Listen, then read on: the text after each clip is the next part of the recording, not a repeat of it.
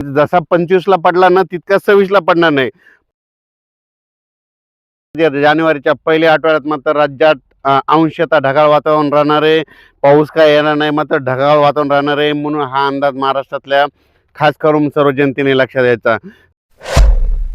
सांगायचं झालं तर पूर्व विदर्भ, पश्चिम विदर्भ, दक्षिण महाराष्ट्र, उत्तर महाराष्ट्र, कोकणपट्टी, खानदेश सगळीकडे चांगलं ढगाळ वातावरण राहणार आहे. त्याच्या परभणी जिल्ह्यामध्ये दरवर्षी 650 ते 700 मिलीमीटर पाऊस पडतो. तर सरासरी तितकाच पडणार आहे. यंदा काय झालं, यावर्षी 2025ला मात्र 1300 मिलीमीटर पाऊस पडला. आणखीन एक उदाहरण सांगतो, सोलापूर जिल्हा आहे. दरवर्षी सोलापूर जिल्ह्यामध्ये 350 ते 450 मिलीमीटर पाऊस पडतो, पण यावर्षी 800-900 मिलीमीटर पाऊस पडला. म्हणजे सांगायचं झालं